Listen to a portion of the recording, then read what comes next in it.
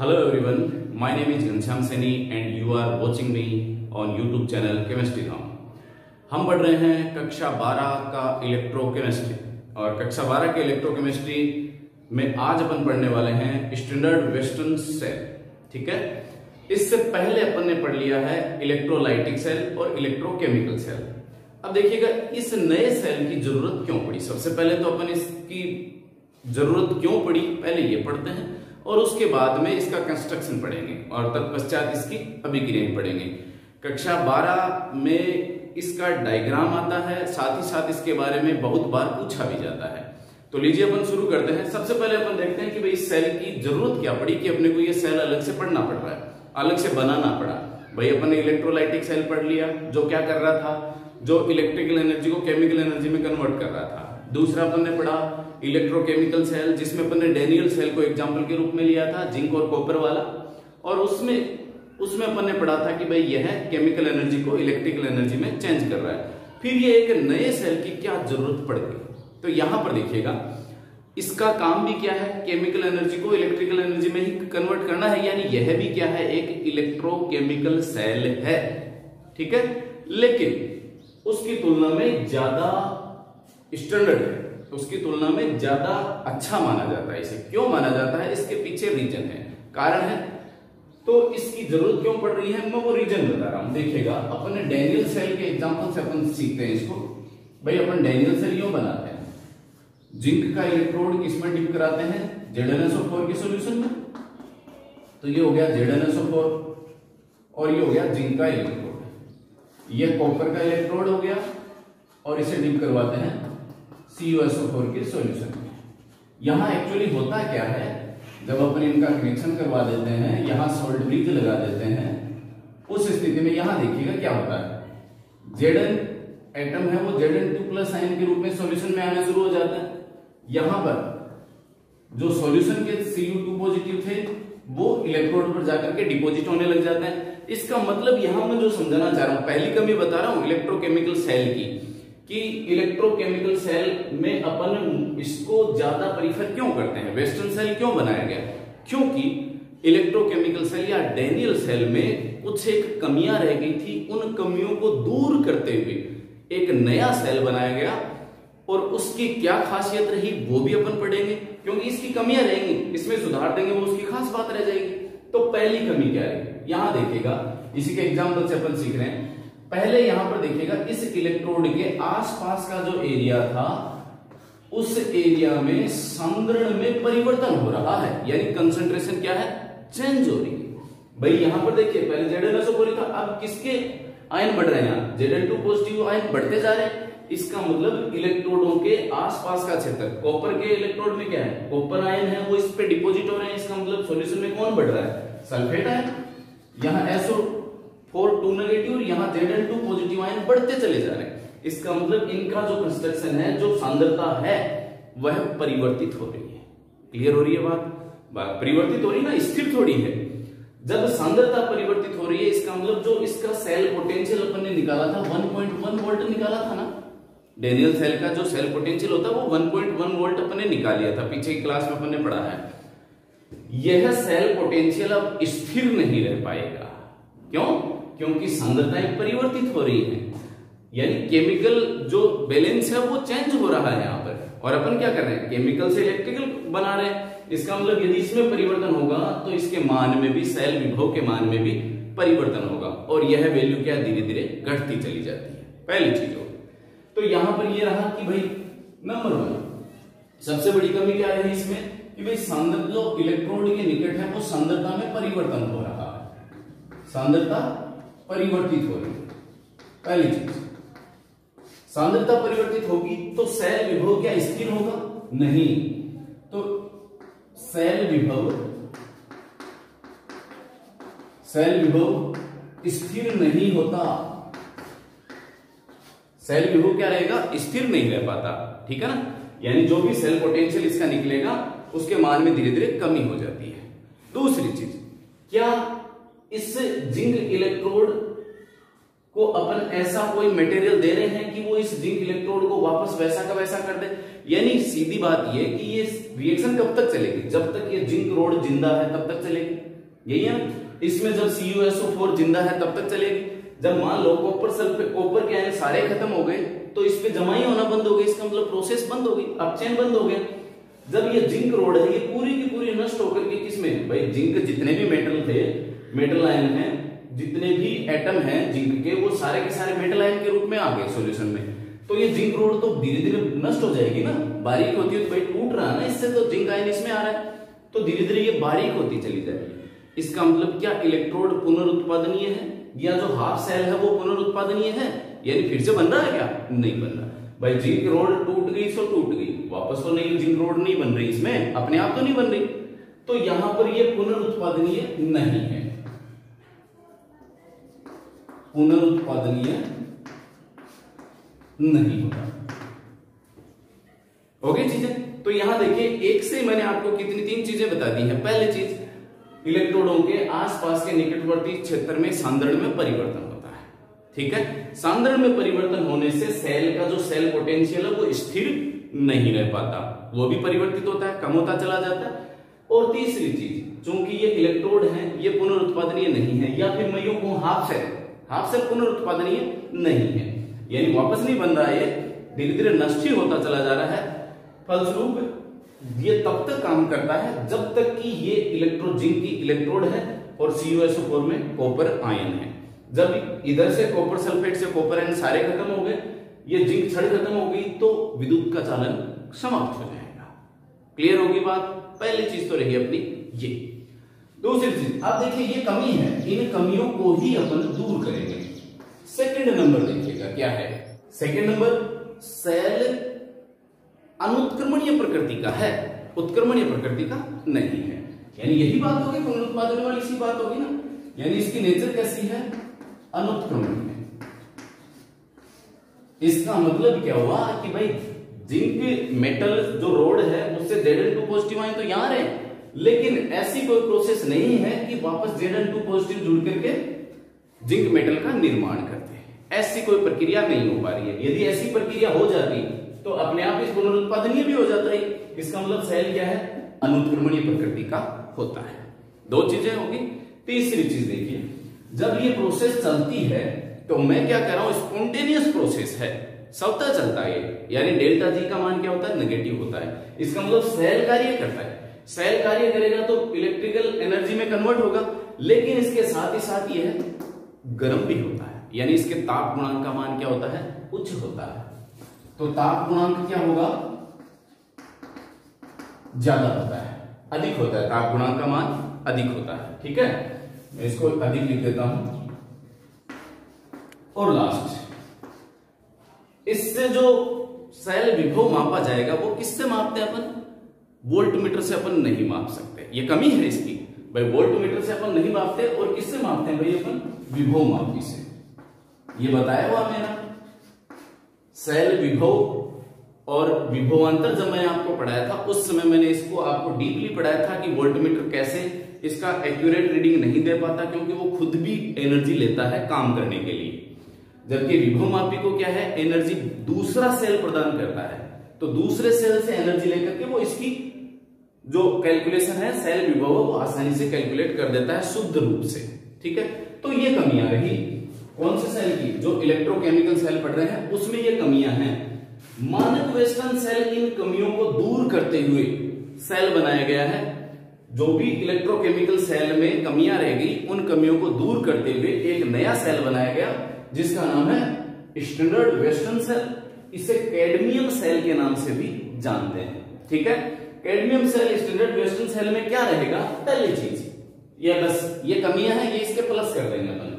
सांद्रता परिवर्तित होती है इसमें, और उसमें क्या रहेगा, सांद्रता अपरिवर्तित रहती है, ठीक है। यानी सेल क्या रहेगा, पुनरुत्पादनीय होगा।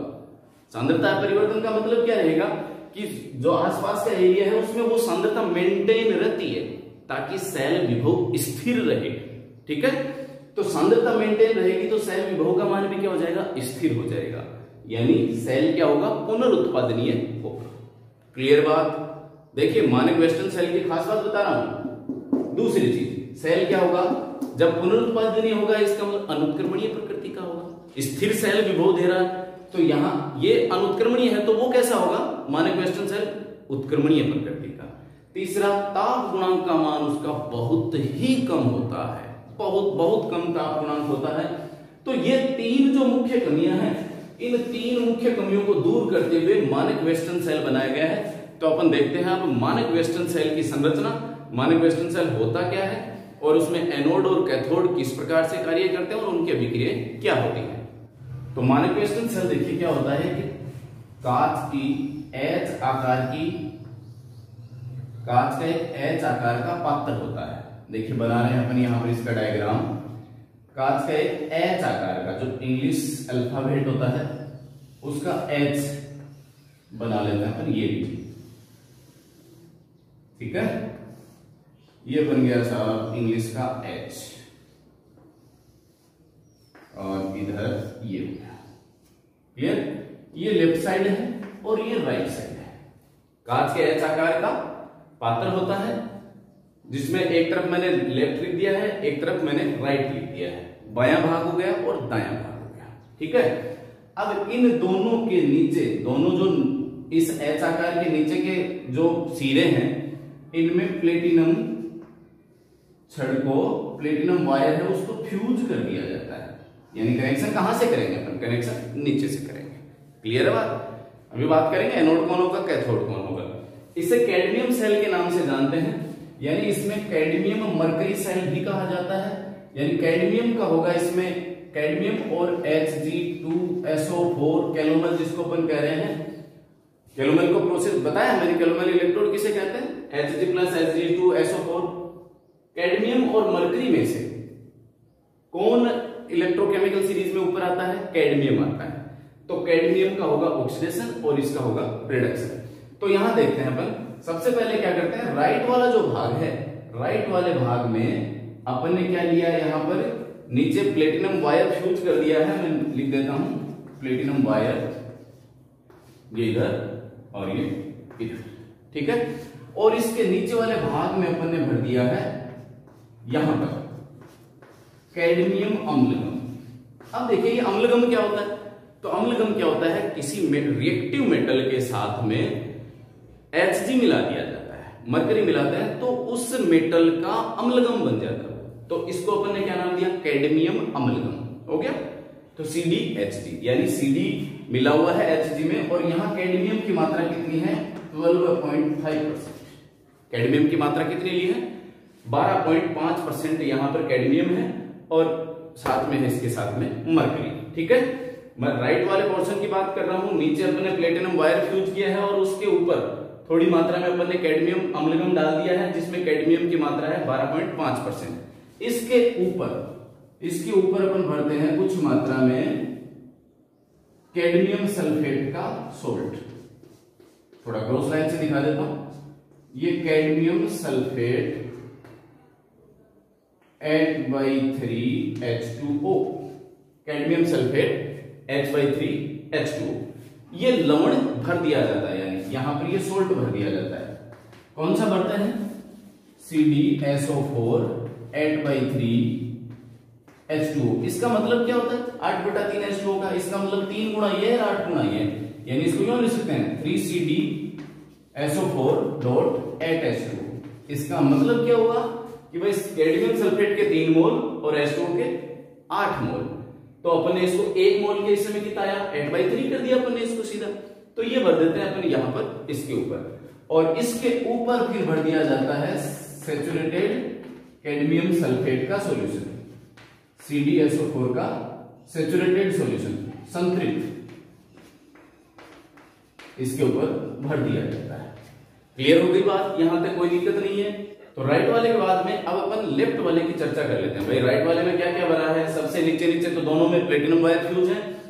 राइट वाले में प्लेटिनम वायर को ऊपर से ढका जाता है कैडमियम अम्लगम से। कैडमियम अम्लगम के ऊपर कैडमियम सल्फेट 8/3H2O का सोल्ट होता है, लवण डालते हैं, और उसके ऊपर इसे भर दिया जाता है कैडमियम सल्फेट के संतृप्त विलयन से। अति संतृप्त विलयन होता है।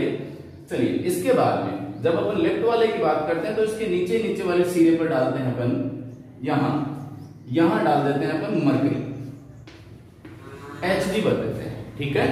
भाई मरकरी का दूसरा इलेक्ट्रॉन मरकरी का है, और इसके ऊपर वाले भाग पर यहां डाला जाता है, ये दूसरे लाइन से क्रॉस लाइन से दिखा देता हूं, यहां डालते हैं अपन पेस्ट डालते हैं Hg plus Hg2SO4 mercurous sulphate, यानी Hg के ऊपर कितना चार्ज आया, +1 चार्ज है, मर्क्यूरस सल्फेट।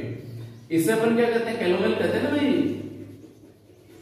कैलोमल यानी मरकरी और मर्क्यूरस सल्फेट का पेस्ट बना करके डाल दिया जाता है। क्लियर बात। इसके ऊपर फिर डाला जाता है, ये अलग से दूसरे साइन बना देता हूं, वही कैडमियम सल्फेट का सोल्ट CdSO4 8/3H2O। इसका मतलब वही है भाई, 3 गुना तो ये है और 8 गुना ये है, ठीक है। तो कैडमियम सल्फेट 8/3H2O का ठोस लवण यहां पर डाल दिया जाता है। उसमें भी डाला था कैडमियम सल्फेट का, इसमें भी डाल दिया। और इसके ऊपर वाला भाग में कौन आ गया, वही कैडमियम सल्फेट का अतिसंतृप्त बिंदु, ठीक है। ये बन गया अपना कंस्ट्रक्शन, बन गया है पूरा कैडमियम सेल का या मानक वेस्टर्न सेल का। तो एक बार फटाफट देख लीजिए, रिवाइज करवा देता हूं।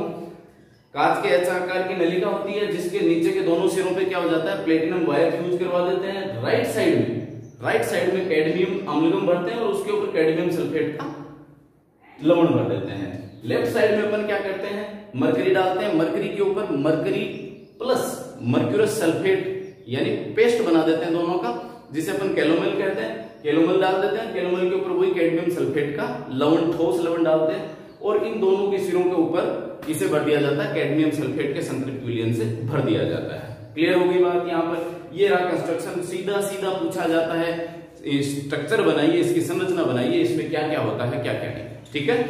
चलिए अब अभिक्रिया देख लेते हैं अपन इसकी। तो अपन देख रहे हैं यहाँ पर कैथोड और एनोड की जब अपन बात करें तो यहाँ Hg और इधर कैडमियम। जब अपन इलेक्ट्रोकेमिकल सीरीज की बात करते हैं तो कैडमियम जो है वह इलेक्ट्रोकेमिकल सीरीज में ऊपर आता है। इसका मतलब कैडमियम हो गया एनोड और ये हो गया कैथोड। कैडमियम का होगा ऑक्सीडेशन। तो एट एनोड रिएक्शन कहां हो रही है, या फिर यो आगे लिख दें ना, एनोड पर अभिक्रिया, सीधा अपन लिख दें। कैडमियम ने क्या किया, कैडमियम सॉलिड फॉर्म कन्वर्ट हो गया cadmium 2 positive ion plus 2 electron, और ये कौन सी रिएक्शन हो गई, ऑक्सीडेशन। ऑक्सीडेशन हो गया ना इसका, ऑक्सीडेशन हुआ, इसका मतलब ये क्या हो गया है, एनोड। क्लियर। चलिए दूसरा कैथोड की देखते हैं अपन, जहां रिडक्शन हो रहा है।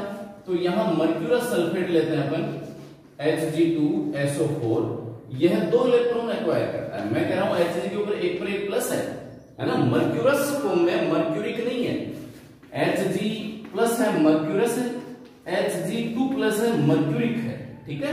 एस और इक, हायर जो ऑक्सीडेशन स्टेट होती है उसके लिए अपन इक लगाते हैं और लोअर के लिए अपन एस लगाते हैं। तो ये मर्क्यूरस हो गया। तो यह 2 इलेक्ट्रॉन एक्वायर करता है और क्या बना लेगा, Hg के 2 मोल प्लस SO4 2 नेगेटिव। और यहां क्या हो गया, इसका रिडक्शन हो गया, ठीक है। और कंप्लीट सेल रिएक्शन क्या होगी भाई, दोनों के इलेक्ट्रॉन बराबर करो, दोनों के इलेक्ट्रॉन बराबर है अपने, तो 2 इलेक्ट्रॉन से 2 इलेक्ट्रॉन कट गया। अब लेफ्ट का लेफ्ट में रख दो, राइट का राइट में रख दो। तो यहां Cd प्लस लेफ्ट में और कौन है, Hg2SO4, ये लेफ्ट के कंप्लीट, राइट में है Cd2 positive plus 2Hg plus SO4 2 negative. ये लीजिए साहब, ये कंप्लीट सेल रिएक्शन हो गई है, कंप्लीट सेल अभिक्रिया हो गई है। और इन अभिक्रियाओं के पश्चात अपन जब चर्चा करें तो इस सेल के कंस्ट्रक्शन से अपने को साफ प्रदर्शित हो जाता है कि भाई सेल क्या होगा, मोर रिवर्सिबल होगा। सेल क्या होता है, अधिक उत्क्रमणीय होता है, ठीक है भाई। यहां पर देखिए नीचे मरकरी है, ऊपर मर्क्यूरस सल्फेट है, क्लियर। यहां कैडमियम है, ऊपर कैडमियम सल्फेट है, तो ये पुनरुत्पादनीय होता है। तो पहली चीज हो गई रिवर्सिबल हो गया। दूसरी चीज होगी भाई कंसंट्रेशन पे ज्यादा फर्क ही नहीं पड़ेगा। कंसंट्रेशन यदि चेंज हो रही है तो ऊपर से सप्लाई हो जाएगा नीचे की तरफ, इसका मतलब कंसंट्रेशन क्या रहेगी, मेंटेन रहती है। तो इसका जो सेल विभव होगा वो स्टेबल सेल पोटेंशियल होगा, स्टेबल सेल पोटेंशियल यानी स्थिर सेल विभव होगा। और इसका मान कितना होता है, 1.01 वोल्ट। माने क्वेश्चन सेल के सेल पोटेंशियल का मान कितना होता है? 1.01 वोल्ट। माइनस बोल दिया होगा शायद मैंने। स्टेबल सेल पोटेंशियल का सेल पोटेंशियल होता है 1.01 वोल्ट। क्लियर होगी बात? चलिए, इसके बाद में जब अपन टेम्परेचर की अपन बात करते हैं तो बहुत कम टेम्परेचर होता है, यानी ताप गुणांक का मान इसका बहुत ही कम होता है। तो जो टेम्परेचर कोफिशिएंट है, टेम्परेचर कोफिशिएंट, उसकी वैल्यू भी क्या होती है?